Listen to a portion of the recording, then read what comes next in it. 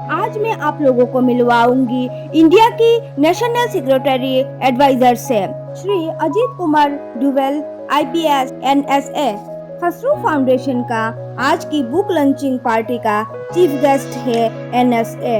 Guest of honour है Shri MJ Akbar journalist and professor Ahmad T.kuru from USA। Channel में नए हैं तो सब्सक्राइब कर लीजिए और मेरे साथ बने रहिए। अस्सलाम वालेकुम, सत श्री अकाल, नमस्ते। आज मैं आप लोगों को लेकर आई हुई हूँ भारत मंडप पे। यहाँ पे हो रहा है वर्ल्ड बुक फेयर जो 2 फरवरी से स्टार्ट हुआ है और 9 फरवरी तक चलेगा। तो आप लोग जो भी दिल्ली से है या फिर बाहर से भी आना चाहते हैं आप लोग आ सकते हैं। वर्ल्ड की हर एक कंट्री अपने आप को यहाँ पे रिप्रेजेंट कर रहा है और अपना अपना बुक स्टॉल लगा के रखा है। वैरायटी ऑफ बुक परचेज कर सकते हैं और साथ साथ ऑथर की ऑटोग्राफ भी ले सकते हैं। बच्चों के फ्यूचर को आपस में जोड़ने वाली और इंसानियत को, नेशनलिज्म को, पैट्रियोटिज्म को और ह्यूमैनिटी को आगे बढ़ाने वाली बच्चों की कहानियों पर आधारित एक किताब, हिंदी में सारा संसार एक परिवार, वसुदेव कुटुंबकम, अल खल्क़ु अयालुल्लाह और उर्दू में सारा जहान एक खानदान के नाम से हम बच्चों के लिए लेकर आए हैं। मोहम्मद मारूफ शाह की लिखी हुई अंग्रेजी जबान में लेकर आए हैं। और हम आप सबसे ये रिक्वेस्ट करेंगे कि यहाँ से जाने से पहले हॉल नंबर 23 में R58 जो खुसरो फाउंडेशन का स्टॉल है, क्योंकि we are first time in any world book fair और दी एग्जीबिशन, वहाँ पर जाएं। और हमने किताबों की कीमत भी इतनी कम रखी है, बावजूद हम स्कॉलर्स को एक अच्छा डिस्काउंट भी देते हैं। तो हमारे लिए खुसरो फाउंडेशन से बच्चों के फ्यूचर को आपस में जोड़ने वाली और इंसानियत को, नेशनलिज्म को, पैट्रियोटिज्म को और ह्यूमैनिटी को आगे बढ़ाने वाली बच्चों की कहानियों पर आधारित एक किताब, हिंदी में सारा संसार एक परिवार, वसुदेव कुटुंबकम, अल खल्क़ु अयालुल्लाह और उर्दू में सारा जहान एक खानदान के नाम से हम बच्चों के लिए लेकर। तो उनकी एक आंख हिंदू है तो दूसरी मुस्लिम है और उससे मिलकर हिंदुस्तान बसता है। उनके फिक्र में अगर एक तरफ स्वामी विवेकानंदा बसते हैं तो दूसरी तरफ उनकी फिक्र में अमीर खुसरो और दारा शिकोह बसते हैं। अगर रूमी का एक मास्टर लाइनर है, तू बराए वसी करदन आमदी, नह बराए फसी करदन आमदी, you have been sent to unite not to divide. अगर इस फिलॉसफी को लेकर कोई इंसान एज ए NSA पूरी दुनिया में चल रहा है अच्छे रिलेशंस बनाने के लिए, नौजवानों को आगे बढ़ाने के लिए, अगर हम हिंदुस्तान में देखें तो वो पंचतंत्रा की भी नुमाइंदगी करते हैं तो बैरूनी की तहकीक मालूल हिंद को भी आगे बढ़ाना चाहते हैं। वो एक तरफ डॉक्टर APJ अब्दुल कलाम भी उनके अंदर नजर आता है तो हमें उनके अंदर भगत सिंह भी नजर आता है।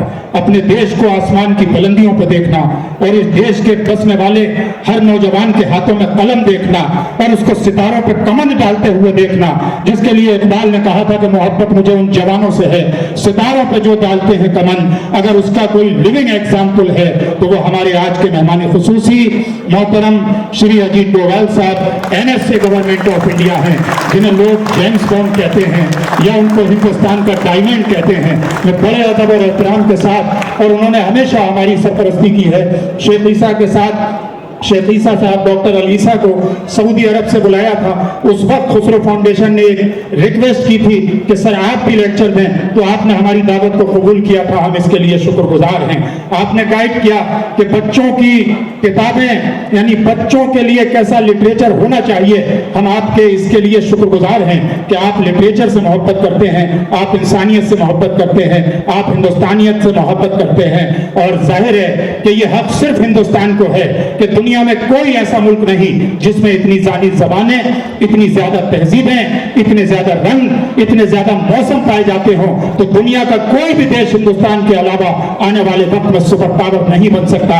इसी के लिए खुसरो ने कहा था कि दुनिया में कोई भी देश हिंदुस्तान से अच्छा नहीं है, और इसलिए हम खुसरो फाउंडेशन उन्हीं के नाम पे इसको आगे बढ़ा रहे हैं। मैं उर्दू के इस कपलेट के साथ आपसे रिक्वेस्ट करना चाहता हूं कि जब भी मिलते हैं वो अंदाज जुदा होता है, चांद 100 बार भी निकले तो नया होता है।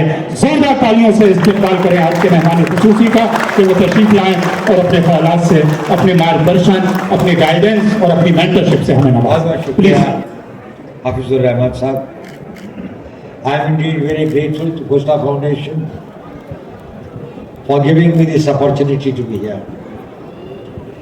And it is indeed a great opportunity to listen, and we hear with Dr. Kuru, a very eminent scholar, a person who can think original and person who can convincingly communicate his message. And I think it's also a very special occasion when a scholar of the stature of Sheikh Akbar is also here on the dais. So I must say, we are really proud of what he has contributed to our society in various diverse ways. I think a very versatile personality, whether it is in statecraft or whether it's about international relations or the history of religions or the Indian history of the subcontinent of the world. I think one of the most authentic ones. So thank you very much, Mr. Akbar. I must compliment Khusro Foundation for its initiative for bringing out the literature. Books have been a very important instrument of communicating the ideas, and all dynamic societies have got the dissemination of ideas and of the knowledge as the one of the most important requirement of the growth of any society or a nation. The phenomenon of the relationship of state and religion is not unique. And as was brought out by Dr. Kuru, that in different stages of history of Islam also, probably it's changed, weight and waxed, and also in different societies. Probably he said that in the Abbas at this time, probably there was a very, very clear understanding of what is the role of the clergy and what is the role of the state. And probably thereafter there was an overlap. In the Oriental societies also, in Hinduism also, there has been this thing. But there has been one difference. And I don't think that even in times ahead, probably there will be a total separation. The problem is this, that the conflicts are inherent in any ideology, thought or belief system, or in the existence of any state. Any thought or any ideology has to be competitive. If it is not competitive, then it is no more, it is universally accepted. So there will be only, if there is more than one faith, one state, there will be the states who will have the different conflicts. They will have peace, they will have. The problem is this, how do we resolve these conflicts? What is the conflict mitigation or resolution mechanism or the mindset of the societies? I can tell you for the Indian example. First conflict is between the man himself. The conflict between what your competing beliefs, thoughts, needs, aspirations are.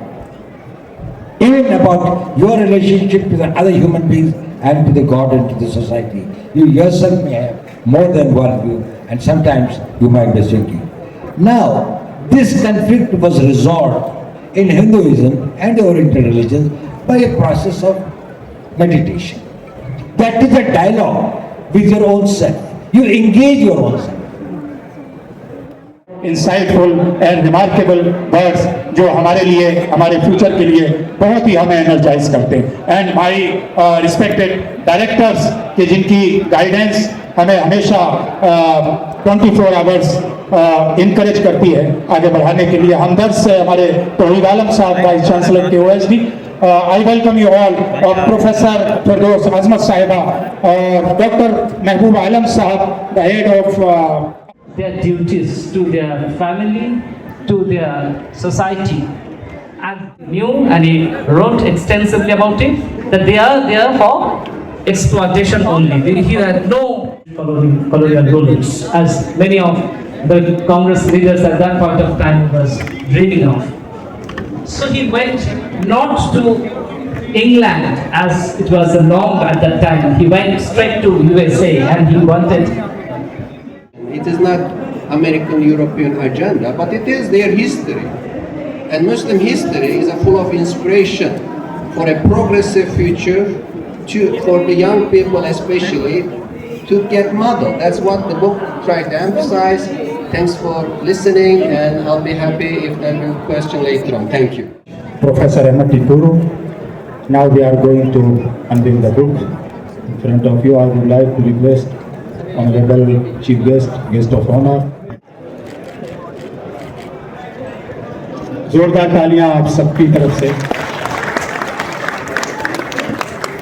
किताबों का analysis करने वाले मानते हैं कि 1 लाख किताबें अगर लिखी जाती हैं तो उनमें कोई एक किताब ऐसी होती है जिसे लोग खरीद के पढ़ते हैं। लेकिन इस किताब को पढ़ने के बाद मैं ये दावे से कह सकता हूँ कि ये उन बुक्स में से है कम से कम कि 1 करोड़ किताबों के अंदर से अगर एक किताब चुनी जाए तो वो इस वक्त प्रोफेसर अहमद टी.kuru की किताब ज़रूर हो, जिसे लोग रिसर्चर पढ़ना चाहते हैं, स्कॉलर्स पढ़ना चाहते हैं, इंटेलेक्चुअल्स पढ़ना चाहते हैं, पॉलिटिकल साइंसेस के लोग पढ़ना चाहते हैं, इस्लामिक हिस्ट्री के स्कॉलर्स पढ़ना चाहते हैं।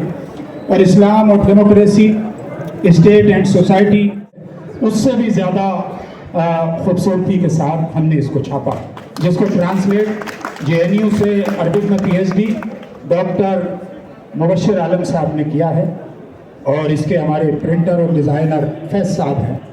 Charismatic, but for me the most affectionate chief guest, a genuine nationalist hero in an age when heroes are disappearing. We are very privileged to have him with us. Our academic staff, Professor Ahmed T.kuru. May I just begin by saying that what a joy it was for me to read such great academic rigor. And these days, unfortunately, academic rigor doesn't come without bias. What I found in particular was the objectivity with which he addressed an issue which arouses controversy even before you begin to talk about it. If I had to describe the book, then I would use the terminology that he himself has used for his narrative. It follows the logic of Ibn Khaldun's famous theory of rise, decline and renewal, in which renewal comes through a concept which, to my knowledge at least, was not addressed or examined before, the concept of asabi. In the space of 20 years become a world power. The answer, because Mr. Kissinger had not really read Ibn Khaldun, the answer was the sudden rise of Asabiya. And for me, while Asabiya's association has been very powerful and a very powerful fact of our history, it actually, I find it a problem in the modern era, because its association and its legitimacy to the idea of royalty and now state, when in fact Asabiya could have been a force multiplier. And that, I think, is the reason why the third line of that triangle, rise, decline, renewal, why the third line of the triangle of renewal went missing in the history of Muslims in the 90s. By the way, there is nothing called Islamic history. There is a history of Muslims. Islam is a faith. A faith is a belief. A belief, for those who do believe, is a construct.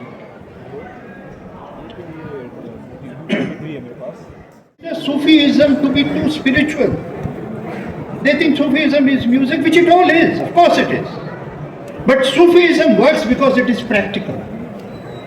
Sufism works because it teaches you and me how to share the relationship which is beneficial, which is not hostile. And it is the practical element of Sufism which really triumphs over what you call Deenwa Dawla, which is the relationship of religion and the state. This relationship of state and religion is troublesome as always. But why did royalty, in all religions, not just in Islam, in all religions, why did feudalism need religion? Because feudalism did not have legitimacy or credibility with the people. It is not a system born of the people. So in order to sell themselves to the people, they used God. The two models. In the end, Lenin's model collapsed in the Soviet Union. Gandhi's model still survives. But Gandhi, the father of non-violence, when he was there sitting, giving prayer meetings, when the invasion of Kashmir took place, British journalists, having lost the empire, they had yet lost their voice, So they went and asked him, now, Mahatma, what do you do about non-violence? He said, non-violence was a movement to defeat you. It is not an element of statecraft. So I support the use of state and army in order to protect the people. There is a lot of mention of Sayyid Qutb. I don't want to get into that, but I just want to remind anyone who thinks of him that Islam existed for 13 centuries before Sayyid Qutb. Democracy, another great issue taken up in the book. Analysis is very simple. Very simple. When we think that, and here I may offer a little disagreement with you, that when I look at democracy, I don't look at geography. I look at demography. How many people among the Muslim communities enjoy democracy? The Indonesians do, Indian Muslims do. That is one of our greatest, it makes us so significantly different. 500 million people, Muslims of the world, are enjoying free, unfettered democracy, freedom as understood by any template. The Chinese, from Adam till today, are still waiting for democracy. Now what does this tell us? That are states possible with and without democracy? All I'm saying is that this is something that requires more consideration as we develop. But I, being a complete fundamentalist Democrat, I agree with you completely that democracy is the answer. But more than democracy, what we need today is a return of the knowledge society. In the book, you will find great descriptions of, and I'll give you only one example, which is the Ambassador, Khalif Aziz. We had a library of 1 million books. But that is not alone. There were book cities all over: Damashq, Aleppo, Basra, Nishapur, Rai, Tus, Balkh, Bukhara, Merv, all over. It succeeded not because you had a sword. These empires succeeded because they had the mind and they had knowledge. And here I am reminded of Al-Baruni's book on India. When he came with Mahmud of Ghazni. And then he stayed back for 3 years. He learned Sanskrit. And then he asks a question. He said, how come people who have created, he looks at the well, just the well in which we reservoirs, how come people who understand physics, who can keep water clean, who can keep it nourished, who give life, how come they are defeated all the time on the battlefield? And he doesn't attribute it to martial arts. He attributes it to something which I think requires thinking. He says, these are people who had the highest knowledge, but their elite forgot something, that knowledge only grows when you give it away. It's a fundamental fact of knowledge. And maybe at some point, that's why they refuse to give away. Printing is the distribution of knowledge for the masses. And I tell you, that is the reason for the decline.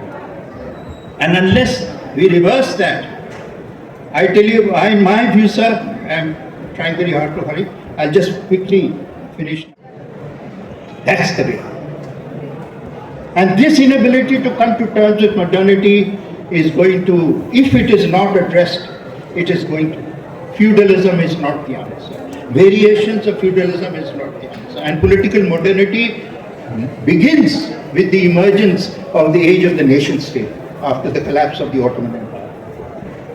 And the inability to understand the nation state and what it requires is, I believe, the fundamental problem. I will end by raising a very important challenge to you. Sir, while congratulations for everything, your book is either incomplete or it has not brought the subject to the modern era. Because you cannot have an understanding of authoritarianism, Islam and underdevelopment without examining the story of Pakistan. Republic. It's the perfect mix of history and global literature. We will get to explore literature from all over the world. Visit Bharat Mandapam from February 1st to 9, 11 am to 8 pm. Free entry for school students, senior citizens and differentially abled people. Tickets available online and at metro stations. Viewers, आप लोग online पे भी ticket ले सकते हैं। Next मिलते हैं दूसरी वीडियो में। थैंक यू, बाय बाय, अल्लाह हाफिज। आप लोग मेरे साथ बने रहिए और मेरे चैनल को शेयर कीजिए, सब्सक्राइब कीजिए और keep showering your blessing and love.